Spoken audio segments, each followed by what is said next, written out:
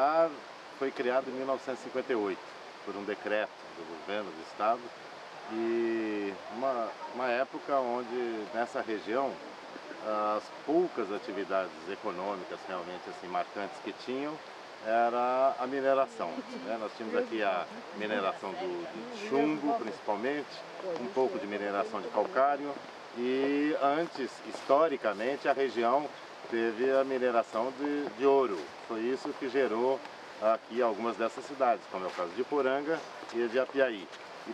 E Petar tem parte do seu território em Iporanga e parte no município de Apiaí.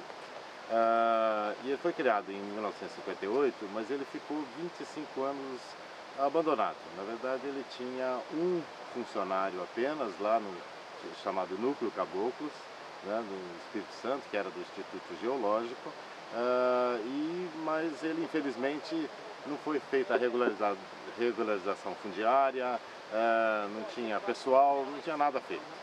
E começamos, e aí estou falando começamos, os espeleólogos basicamente, que desde a década de 60 começou um movimento de retomar os estudos nessa região das cavernas que haviam sido estudadas pelo Ricardo Crone.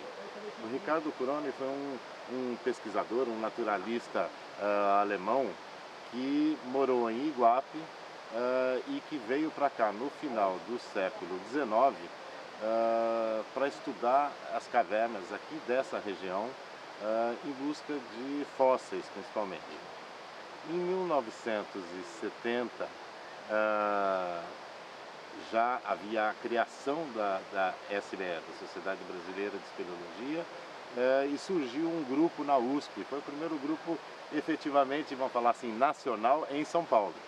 Esse que era o Centro Excursionista Universitário, né, o CEL. E trouxe aí também então dados novos, que era a parte toda ligada à universidade. A Mata Atlântica é um dos biomas mais destruídos do planeta. Mas aqui nessa região do Vale do Ribeira, principalmente, São Paulo, Paraná, e mais a faixa aí da Serra do Mar, dá mais de 20% de tudo que restou de Mata Atlântica no Brasil. E aqui nós estamos no coração da Mata Atlântica, né? E esse coração da Mata Atlântica aqui, além da Mata Atlântica em si, da floresta, da sua flora, da sua fauna fantástica, aqui tem cavernas. São mais de 400 cavernas aqui nessa região, cavernas belíssimas, muito variadas em termos de formato, em termos de ornamentação, com uma fauna cavernícola também muito rica. Isso tudo está associado com paisagens muito bonitas, né? Nós temos cachoeiras, dezenas. Nós temos rios aí realmente muito bonitos, de águas muito limpas, no caso do Betari, do Iporanga e assim por diante. Do ponto de vista científico, inegável. Do ponto de vista da biodiversidade, nós estamos no meio de um dos grandes centros de biodiversidade do planeta Terra. Do ponto de vista dos atrativos que permitem também aventura, canyoning, espeleologia, rapel, descida de boia, ou seja, é um conjunto muito grande de atrativos e de possibilidades de uso com sabor de aventura e sempre com preocupação de conservação. O primeiro contato que eu tive com caverna, de começo eu fui, além de agricultor, na ocasião era caçador também no final de semana. Eu ia para as matas caçar, e aí numa caminhada dessa por dentro da mata, aí eu descobri a caverna, que na época era conhecido por toca, né? É justamente onde esconderijo de cateto, porco do mato, essas coisas. Mas não levava isso, quer dizer, não tinha importância. Depois é que comecei levar meus companheiros que se dedicaram, por exemplo, como Pierre Martins, o Gui Collet e Luiz Marinho, vários outros companheiros, se dedicaram à exploração de caverna na região. Então daí é que eu fui mostrando para eles aquilo que já tinha conhecido. Na área de emprego, por exemplo, depois que parei de trabalhar na roça, também trabalhei também em mineração, na qual eu fui pesquisador de minério de chumbo. a mineradora de Plumbo, de Furnas, umas mineradoras que tinha na região, então eu trabalhava para eles em pesquisa. Nessas pesquisas eu andava para dentro da mata e acabava descobrindo umas cavernas.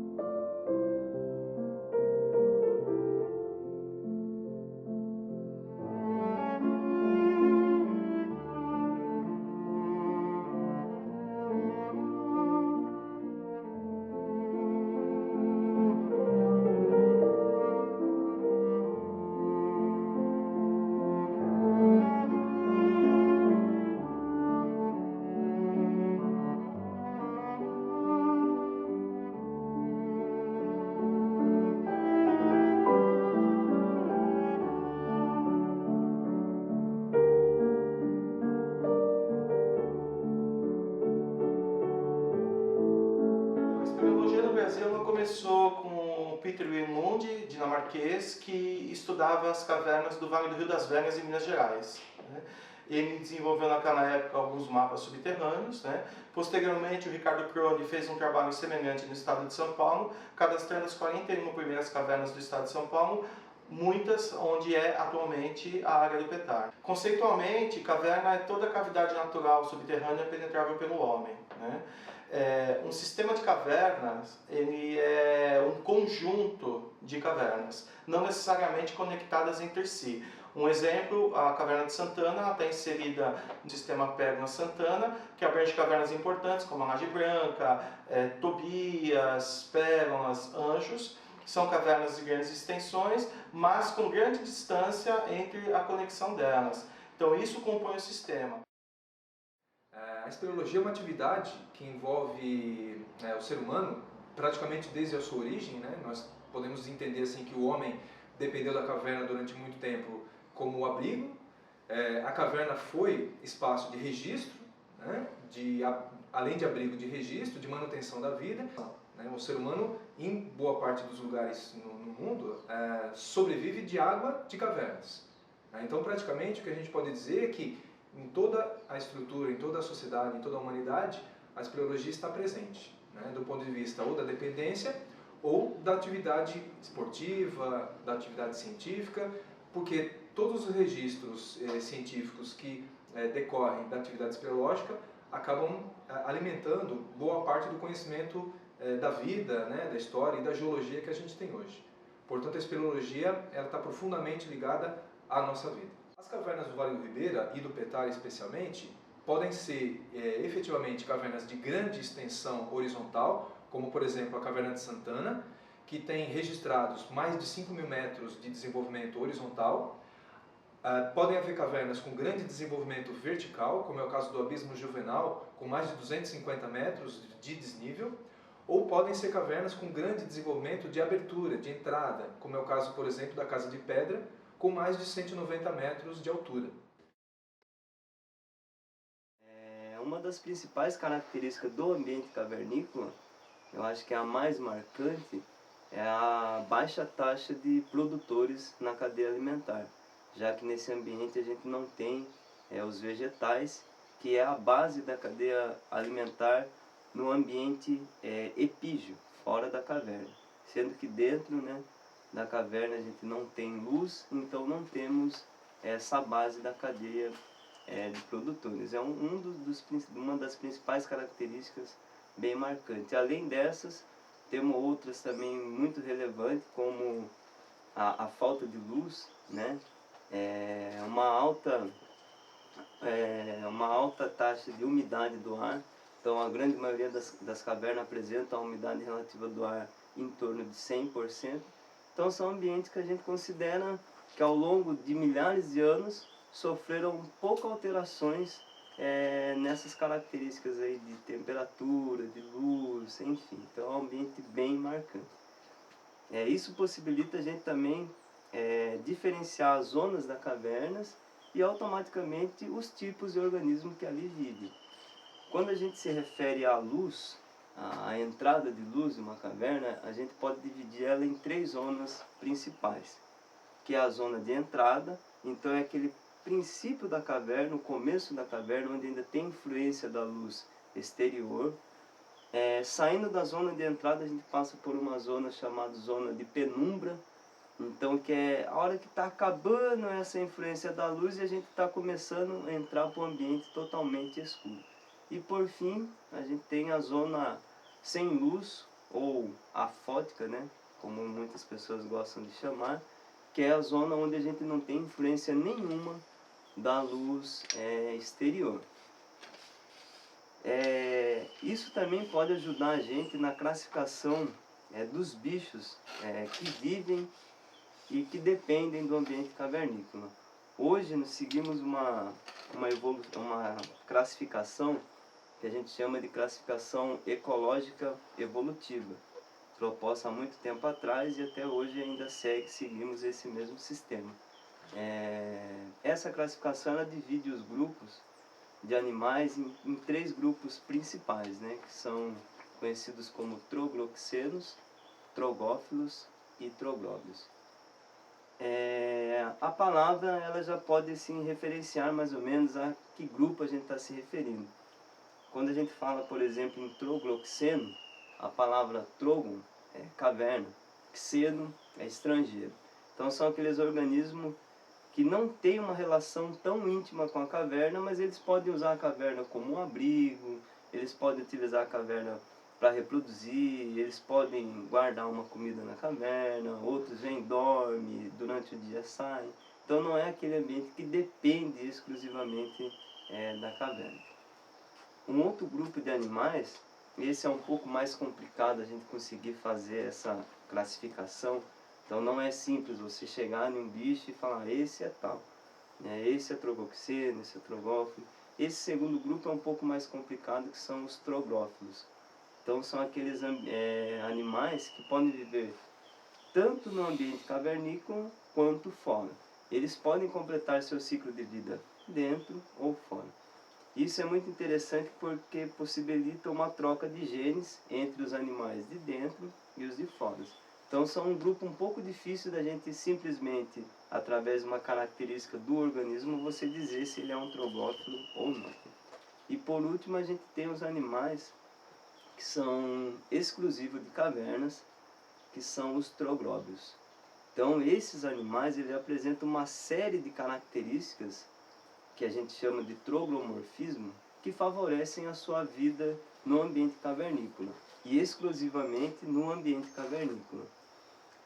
Aqui no Petar é muito interessante porque a gente tem 2 descobertas que foram as primeiras do Brasil referente a aos troglóbios, né? Então o primeiro vertebrado troglóbio descrito no Brasil foi aqui em Poranga, que é o bagre cego de Poranga, conhecido aí como Pimelodella cronei. Ele foi o animal citado por Croney já no final de 1890 e início de 1900 e foi descrito por Miranda Ribeiro no ano de 1907. Quem completou o estudo desse troglóbio, que é o bagre cego de Poranga, foi Clodoaldo Pavan. Aproximadamente no ano de 1945 ele fez um estudo completo, que foi um dos primeiros estudos acadêmicos completos sobre o organismo cavernícola no Brasil. E no ano de 1946 foi descrito o primeiro troglóbio invertebrado do Brasil, também aqui em Poranga, chamado de Leodesmo iporangai. Então são 2 organismos aí muito importantes para a região. Hoje a gente encontra ainda esses organismos nas cavernas. Na verdade, a bioespeleologia é uma área bem recente no Brasil, né? Assim, já se fala há muito tempo, mas academicamente é uma área nova. A gente tem os estudos mais significantes a partir da década de 80, e hoje ainda tem muitos pesquisadores que vêm até o Petar para estudar essa fauna que é pouco conhecida.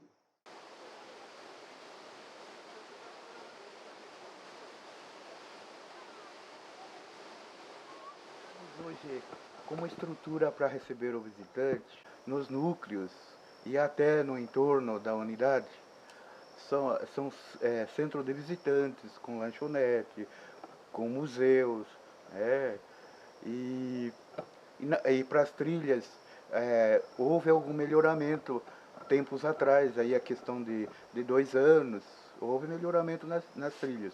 Hoje o projeto de ecoturismo, ele tem propostas e já em andamento de melhorar as trilhas, para tornar um acesso mais confiável, para o turista.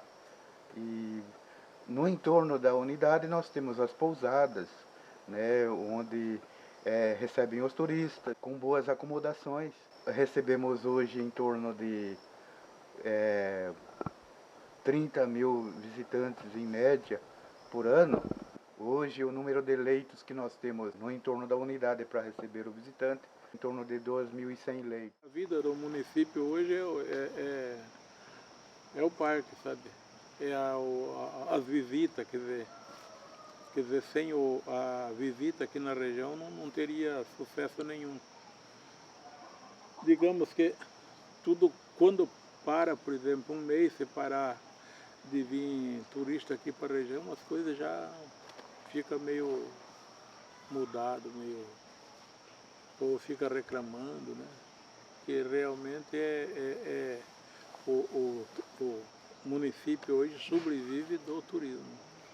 E esse turismo está embutido, por exemplo, nesse processo da preservação ambiental. Então, aqui no Petar nós temos 2 planos de manejo. É o plano de manejo, aquele geralzão, que fala que dá diretrizes de ação, onde estabelece diretrizes para que nós possamos gerenciar a unidade. E temos os planos de manejo específicos para cada caverna, que são os planos de manejo espeleológico. Cada caverna tem um plano de manejo. O que é um plano de manejo? Estudar a viabilidade ou não de uso público da caverna. No que consiste esses estudos? Tem que estudar a parte do meio físico, do meio biótico e do meio antrópico. O meio físico, ele estuda qual a interferência, o que a caverna tem ou sai do seu estado natural com a presença do ser humano. O meio biótico é saber quais as espécies que estão vivendo dentro dessa caverna, desse ambiente, e se há algum prejuízo para essas espécies, alguma interferência no seu ecossistema a partir do momento que haja a visitação turística ou a entrada, o uso público de algumas pessoas. E o meio antrópico é estudar a distribuição desse fluxo turístico, manejar isso, qual que é a capacidade de suporte, quantas pessoas podem entrar, em que lugar essas pessoas podem passar dentro da caverna para minimizar o máximo possível o impacto causado por essa visitação. Na época, 80% da área do parque estava recoberto com pedidos, alvarás ou concessões de mineração. Tinha 12 minerações atuando, todas elas irregulares. Tinha 3 serrarias atuando, cortando madeira. Então foi uma guerra o início da implantação. E além do que, imagina, no início da década de 80, ainda a consciência geral sobre a questão ambiental, sobre a importância da Mata Atlântica, era muito pequena, eram algumas pessoas, vamos falar assim, não era uma coisa da sociedade brasileira como é hoje. O público que vem que vem para cá é um público muito bom. Você não tem problema de vandalismo, de depredação, como acontecia e acontece, infelizmente, em muitos parques.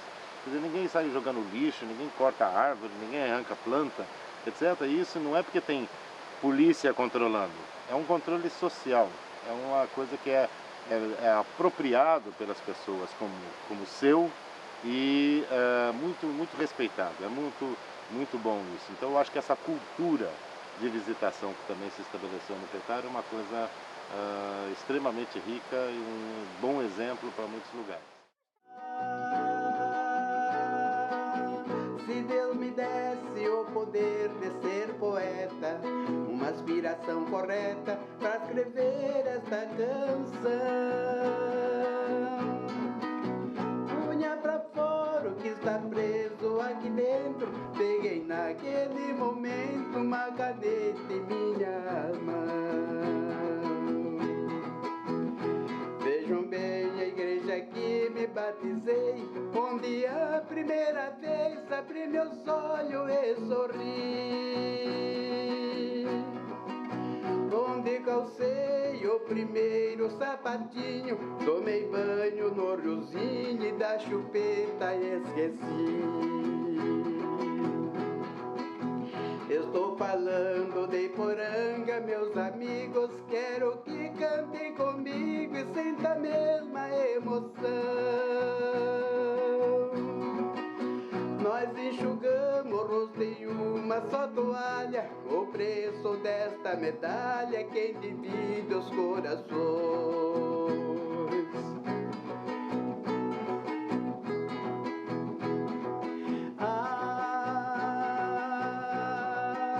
Quem desta água tomarei, lavar as mãos, pisar na areia do chão, sentar no banco do jardim, voltar depressa, repousar nesse tesouro, pisar em cima do ouro e na tristeza dar um fim.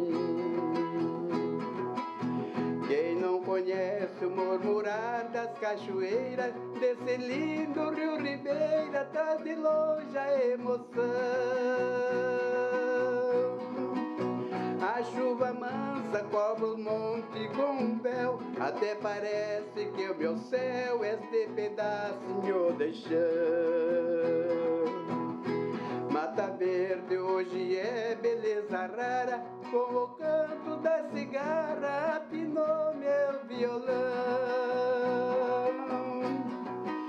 Venham comigo cantar como os passarinhos, aqui não tem maus vizinhos, aqui não tem poluição.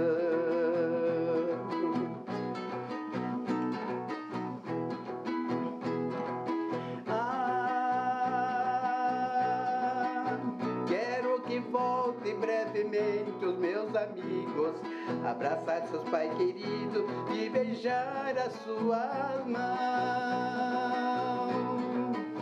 Venham rever a festa da padroeira, ver as morenas faceiras e a bandinha do leilão.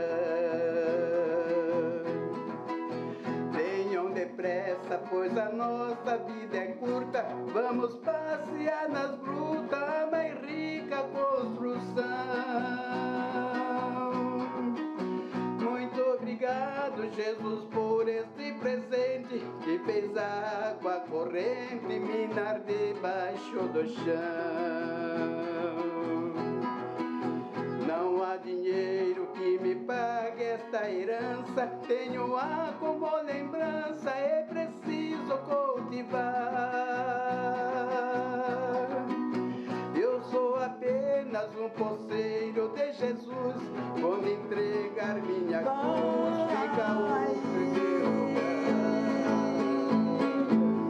Pensamento vai buscar inspiração, tema que me faz feliz.